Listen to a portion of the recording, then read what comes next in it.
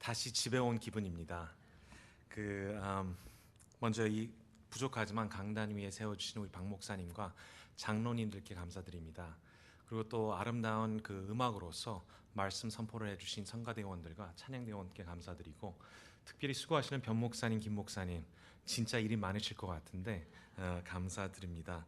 오늘 골로새서 3장의 말씀입니다. 서로 은혜 받는 시간이 되기를 원합니다. 기도하겠습니다.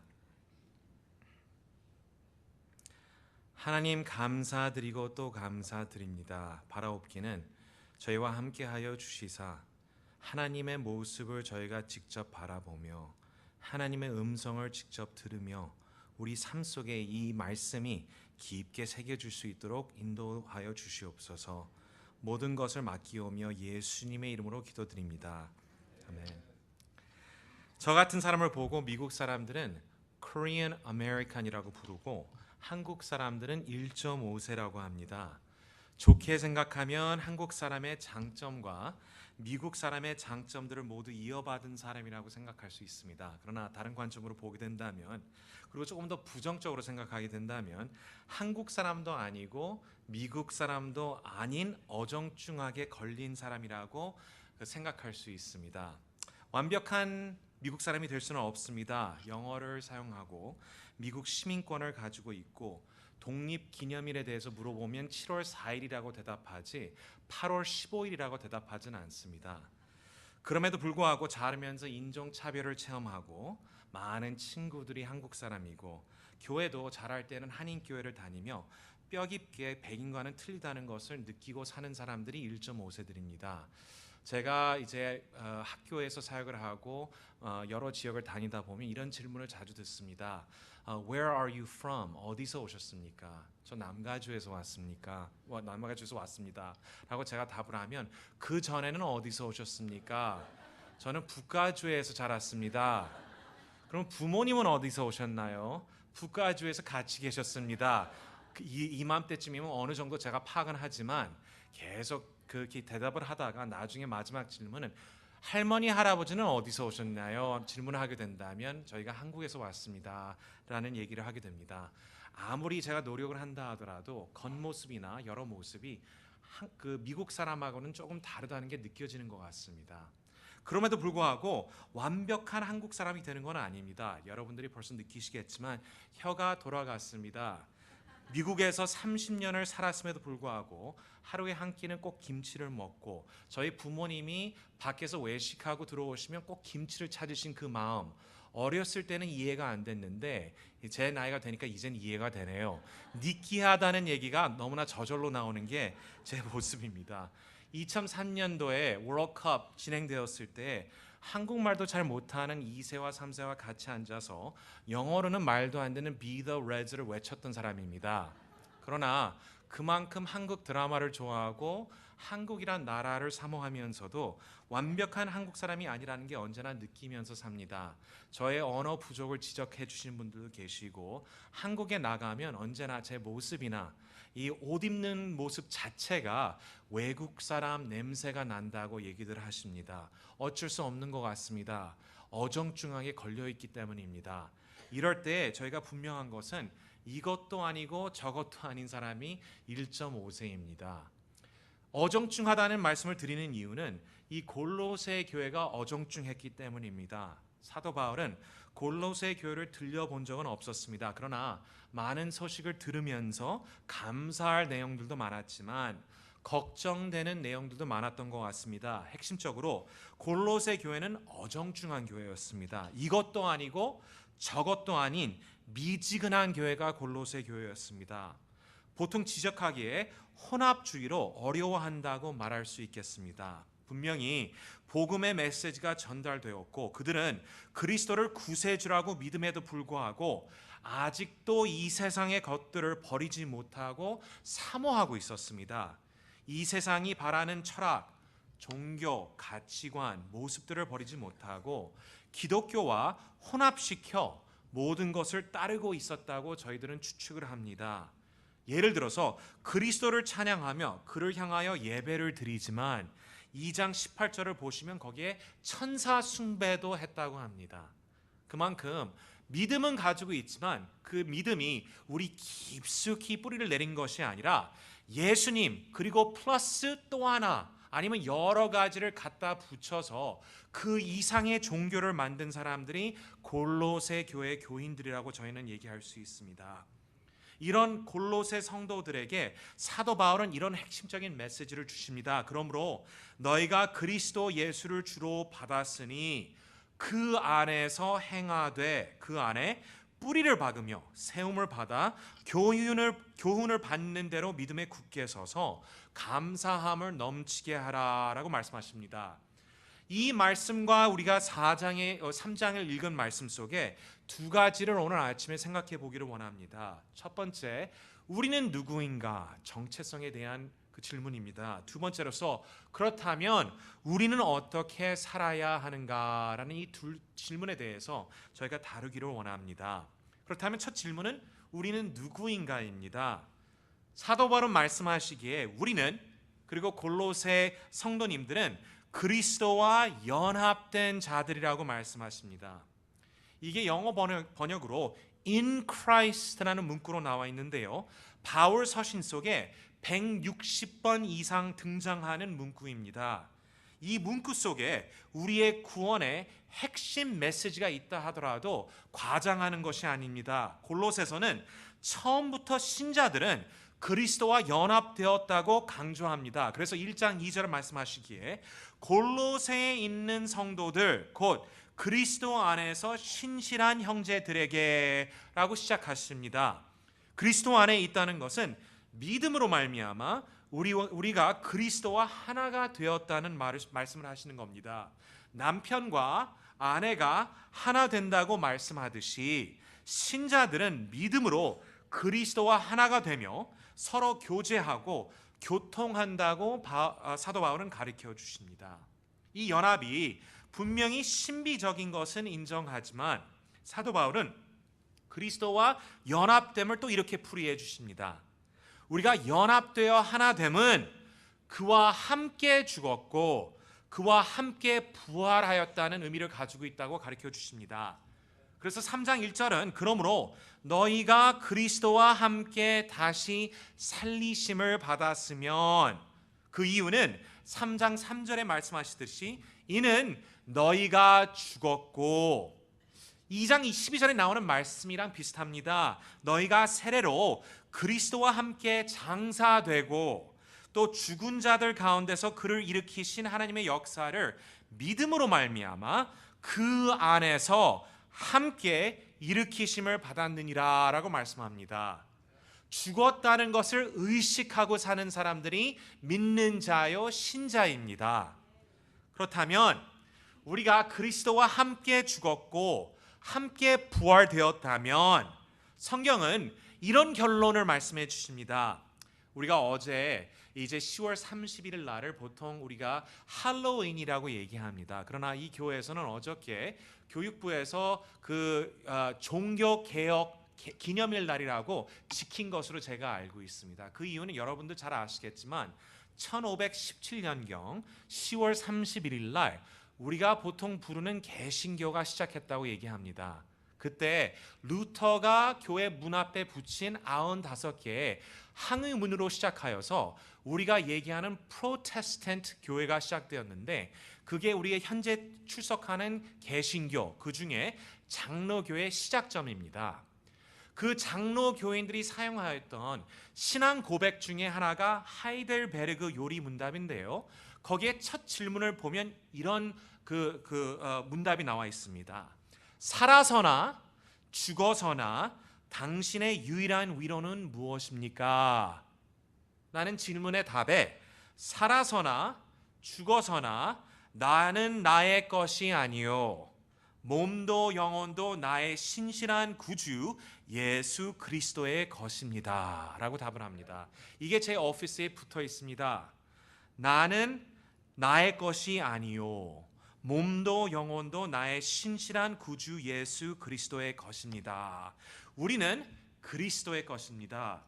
우리가 귀하게 여겨지는 이유는 그리스도의 것이기 때문입니다.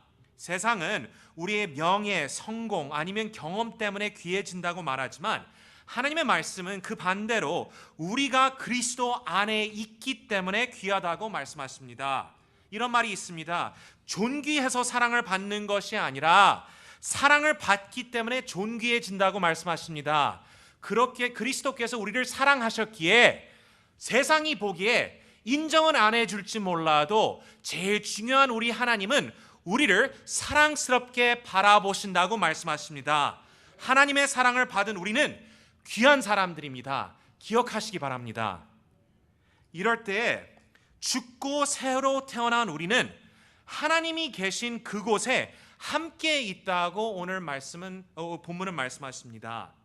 위의 것을 찾으라고 명령한 바울은 위에가 어디인지를 밝혀주시는데요, 3장 1절의 말씀입니다. 위의 것을 찾으라. 거기는 그리스도께서 하나님 우편에 앉아 계시느니라.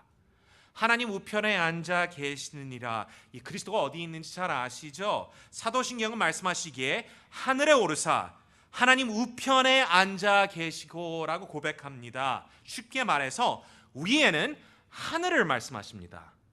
근데 이 하늘이라는 단어를 1장 5절을 보면 하늘에 쌓아둔 소망으로, 16절 하늘과 땅에서 하늘에 있는 것들이 1장 20절, 1장 23절은 천하 만민에게 전파된 바요라고 말씀하는데, 골로새서가 이 하늘에 대한 얘기를 자주 합니다. 한글 성경은 하늘 아니면 천하 만민이라고 번역하지만 영어로는 모두 다 heaven이라고 번역을 합니다. 천국을 의미합니다. 위의 것인 것만 끝나는 것이 아니라 위에 계신 그리스도 곁에 천국에 같이 있다고 성령은 말씀해 주십니다. 그 이유는 여기에 믿는 분들, 모든 분들은 그리스도와 연합되었기 때문에 하나님의 백성이 되었고 그가 계신 천국에 벌써 가 있다는 말씀을 성경은 분명히 밝혀주십니다. 그래서 1장 13절의 말씀은 그가 우리를 흑암의 권세에서 건져내사 그의 사랑의 아들의 나라로 옮기셨으니, 빌리소서 3장 20절의 말씀은 우리의 시민권은 하늘에 있는지라 라고 말씀합니다. 한국 사람이 아닙니다. 미국 사람이 아닙니다. 어중중하게 살 필요가 없습니다. 우리는 이 땅의 사람이 아니라 하늘나라 사람입니다. 천국 백성들입니다. 우리가 천국 백성이기에 하늘나라가 우리의 가까이 와 있습니다. 우리는 그 계신 곳에 살아있다고 성경은 분명히 말씀하십니다. 천국 사람입니다. 하나님 백성입니다. 하나님 나라의 사람입니다. 그리스도 안에 있기 때문에. 그렇다면 천국에 사는 사람의 모습은 어떤가요? 라고 질문할 수밖에 없습니다. 천국의 사람, 하늘나라의 사람의 모습은 어떤가요? 여기에 요약해서 말씀해 주시기에 우리 생명이신 그리스도께서, 영어 번역은 Christ who is your life 라고 나와 있습니다. 우리의 생명과 그리스도는 동등하다고 말씀하십니다. 하나라고 얘기하십니다. 죄송하지만 사도 바울은 우리의 가족이 우리의 생명이라고 말씀하지 않으셨습니다. 사도 바울은 아이들이 우리의 생명이라고 말씀하지 않으셨습니다. 일이나 교육이 우리의 생명이라고 하지 않으셨습니다. 그 모든 것들이 중요한 것들이지만 성경은 분명히 예수님만이 우리의 생명이라고 말씀하십니다. 그래서 갈라디아서 2장 20절은 말씀하시기에 내가 그리스도와 함께 십자가에 못 박혔나니 그런즉 이제는 내가 사는 것이 아니요 오직 내 안에 그리스도께서 사시는 것이라. 이제 내가 육체 가운데 사는 것은 나를 사랑하사 나를 위하여 자기 자신을 버리신 하나님의 아들을 믿는 믿음 안에서 사는 것이다 라고 말씀하십니다. 나는 내가 사는 것이 아니요 그리스도 안에 있기 때문에 내 안에 있는 그리스도만이 우리 삶 속에서 나타나야 된다고 말씀하십니다.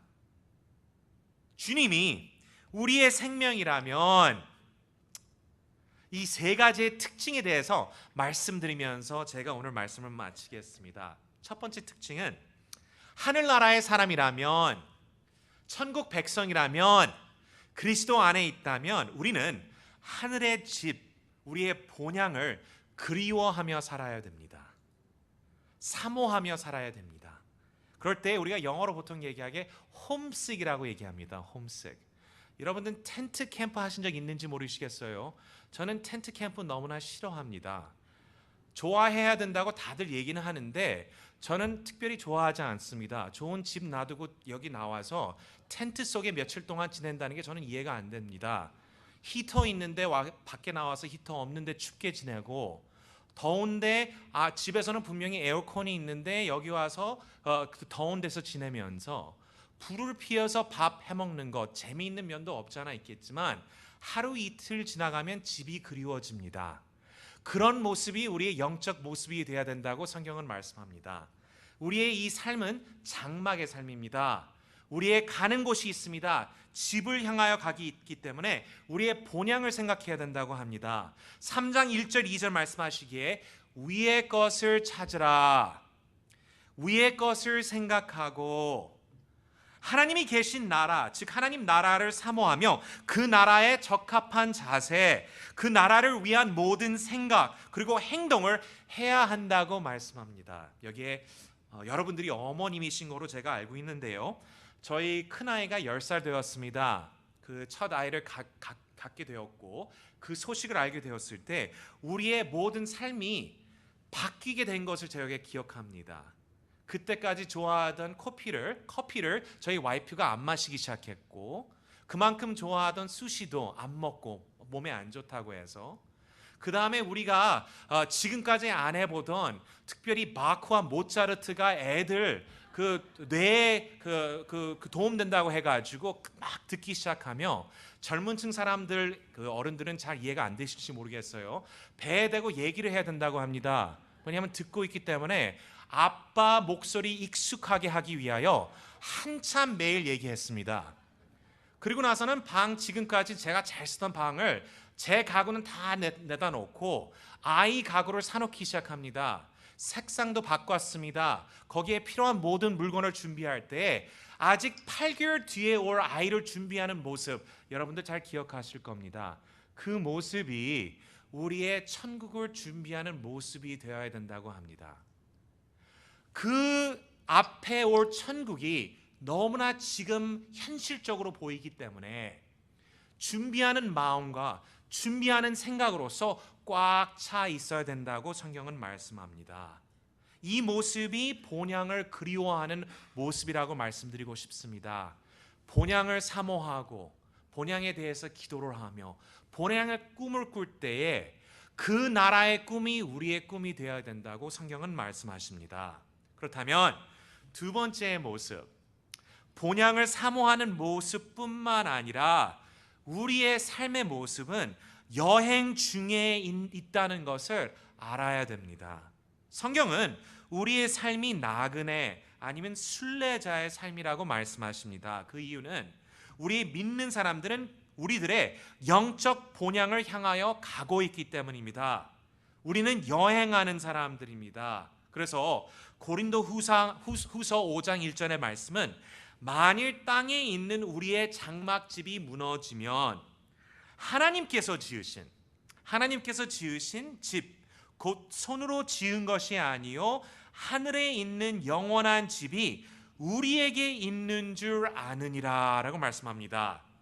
여행하듯이 가는 곳마다 즐기면서 만나는 사람을 즐겁게 만나주고 많은 하나님의 축복을 듬뿍 느끼지만 집을 향한 마음과 바람은 언제나 함께합니다. 여기에 이런 분들이 계실 거라고 저는 생각됩니다. 저희 가족이 82년도에 이민 왔는데요, 저희 부모님은 아직도 한국을 생각하십니다. 한국에 살기를 원하십니다. 손자 손녀들이 미국에 있지 않았다면 아마 벌써 한국에 가 계시지 않을까 저는 생각이 됩니다. 그런 분들이 여기에 혹시 있을지 않을까 저는 생각이 되는데요, 그 마음이 한국을 향하는 것이 아니라 천국을 향한 마음이 되어야 된다고 성경은 말씀합니다.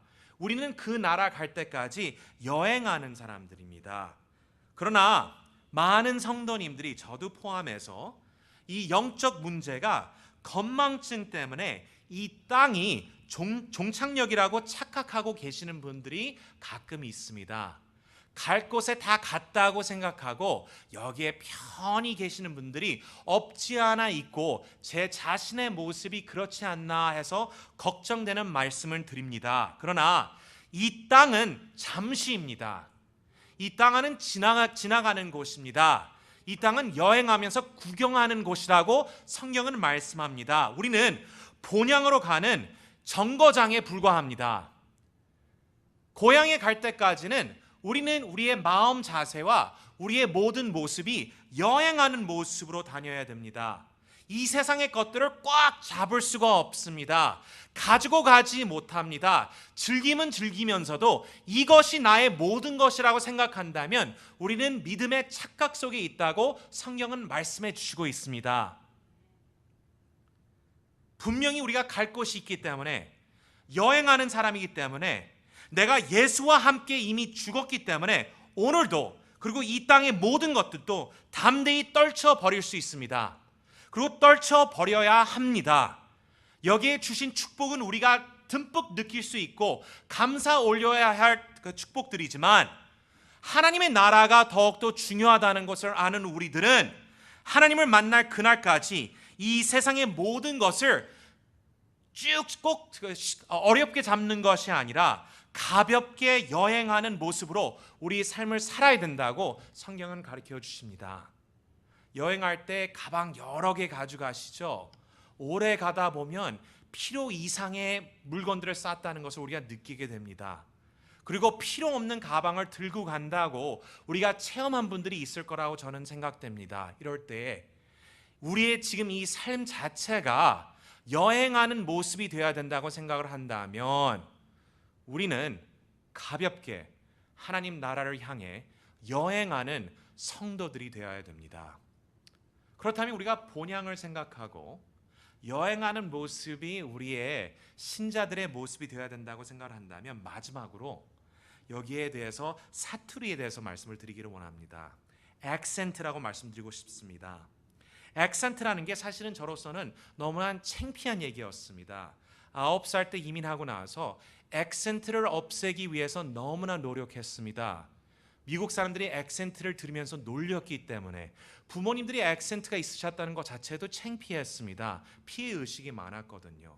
그래서 많은 연습을 했습니다. 매일 몇백 번이라도 연습했습니다. 저 영어 꽤 잘합니다. 굉장히 연습을 하다 보니까 어느 정도 백인같이 들린다고 생각했습니다. 전화 통화하고 나서 나중에 그 사람을 만나는데 당신 백인인 줄 알았어요 하는 얘기가 그때는 너무나 아름답게 들렸습니다.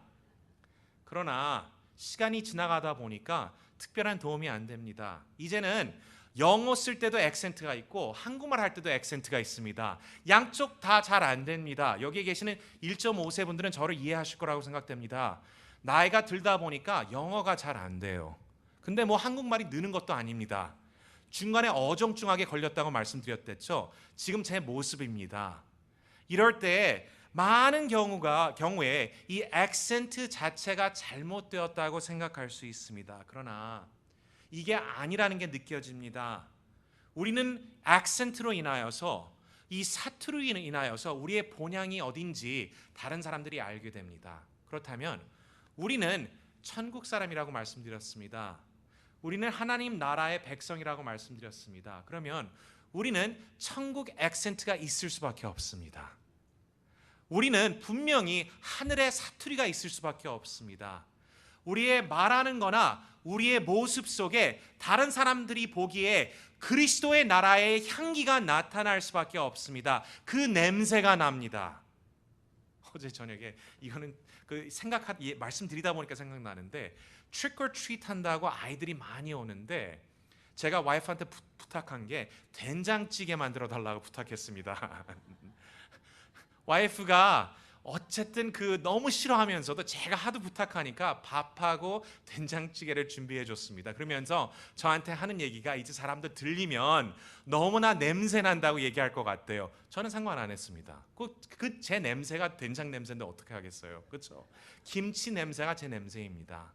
그렇다면 하늘나라 사람이라면, 천국 나라 사람이라면, 하나님의 백성이라면 그리스도 안에 있는 사람이라면 그리스도의 향기가 나타날 수밖에 없습니다. 천국의 사투리를 사용할 수밖에 없습니다. 우리는 액센트 있는 사람들입니다.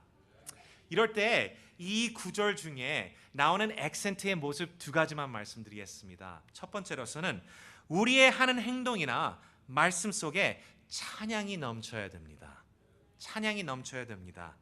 감사하는 마음으로 하나님을 찬양하고 라고 3장 16절은 말씀 나옵니다. 천국의 모습은 찬양하는 모습입니다. 요한계시록에 말씀하시기에 5장 12절에 큰 음성으로 이르되 죽임을 당하신 어린 양은 능력과 부와 지혜와 힘과 존귀와 영광과 찬송을 받으시기에 합당하도다. 보좌에 앉으신 이와 어린 양에게 찬송과 존귀와 영광과 권능을 세세토록 돌리지어다 라고 말씀합니다. 천국의 모습은 찬양 예배 드리는 모습입니다. 그렇다면 주일 아침에 1시간 동안 모여서 예배 드리는 모습은 천국을 준비하는 모습입니다. 이 천국의 예배를 예비하는 그 장면입니다. 예배가 지루하다고 생각하시는 분들은 참 딱합니다. 뭐냐면 영원토록 하실 일이 예배 드릴 일입니다. 상상해 보세요. 지금부터 즐기시는 게 도움되지 않을까 저는 생각이 됩니다. 찬양 부르실 때 크게 부르시기 바랍니다. 찬양 부르시면서 그 가사를 생각하시면서 아까 성가대가 찬양하는데 가사가 올라가다 보니까 그 따라 하시는 분들이 굉장히 많은 것 같아요. 그 찬양의 모습이 천국의 액센트를 가진 분들의 모습입니다. 그 다음에 두 번째로서는 감사하는 모습입니다. 찬양이 넘치는 모습뿐만 아니라 천국의 액센트를 가진 사람은 감사할 수밖에 없습니다. 골로새는 처음부터 끝까지 감사로 꽉 차 있습니다. 감사할 요소들이 많아서 감사하는 사람이 사도 바울이 아니었습니다. 이 글을 보고 옥중서신이라고 얘기합니다. 감옥에 갇혀 있던 분이었습니다. 그럼에도 불구하고 안 믿는 사람들도 기쁜 일이 있으면 감사합니다. 그러나 믿는 사람의 다른 점은 믿는 사람의 액센트는 아무리 어려운 일이 닥친다 하더라도 하나님께서 우리의 삶을 책임지셨기 때문에 감사를 올리는 모습을 찾아볼 수 있습니다. 이렇게 3장 15절, 16절, 17절을 보시게 된다면 너희는 또한 감사하는 자가 되라. 감사하는 마음으로 찬양하고 하나님 아버지께 감사하라 라고 말씀합니다. 처음부터 끝까지 감사를 얘기합니다. 1장 3절에 주 예수 그리스도 아버지께 감사하노라 라고 사도 바울은 말씀하십니다. 4장 2절에 말씀하시기에 기도를 계속하고 기도에 감사함으로 깨어있고, 이렇기에 칼빈은 성실한 믿음의 모습은 감사의 모습이라고 말씀하십니다. 감사하시나요? 좋은 일 있을 때만 감사하시는 분들은 안 믿는 사람하고 같은 모습입니다. 그러나 아무리 어려운 일이 닥칠 때라도 하나님께서 우리와 함께 하시기 때문에, 하나님이 우리의 앞길을 책임져 주시기 때문에 오로지 하나님만 믿으면 하나님께서 우리를 승리로 이끌어 주신다는 것은 우리는 알고 믿기 때문에 그 안에서 감사하는 자들이 성도들의 모습이고요, 천국 사람의 액센트라고 말씀드리고 싶습니다. 감사하시기 바랍니다. 뉴라이프 산격교회 벌써 거진 30년 가까이 이 지역에서 말씀 선포를 하며 모든 책임을 잘 진 걸 제가 잘 압니다. 여기서 7년 가까이 같이 지냈습니다. 저희들은 너무나 행복한 그 시즌이었습니다. 비록 이제는 미국 교회에 가서 저희 학교와 미국 교회를 섬기고 있지만 아직도 이 교회에 대한 그리운 마음 아직도 넘칩니다. 사랑하는 성도님 여러분들, 이 땅이 우리의 집이 아니라는 것을 기억하시기 바랍니다. 하나님이 계시고 준비하신 천국, 우리의 본향을 사모하며 꿈꾸시기를 바랍니다. 그 집에 갈 때까지 우리 자신을 버리고 그리스도만을 위해 여행하는 우리 사랑하는 뉴라이프 선교교회 성도님들이 되시기를 축원합니다. 기도하겠습니다. 하나님 감사합니다. 우리가 갈 집을 예비하여 주시옵고 기다리심을 감사드립니다. 죄 속에 있는 우리들을 사랑하사 주의 아들 그리스도로 인하여 죄 사함을 베풀어 주시고 천국이라는 큰 특권을 베풀어 주심을 감사드립니다. 하나님, 우리의 마음과 우리의 눈이 이 땅을 바라보고 있다는 것을 고백합니다. 바라옵기는 저의 눈을 높여 주시사 하나님의 나라를 바라볼 수 있도록 도와주시옵소서.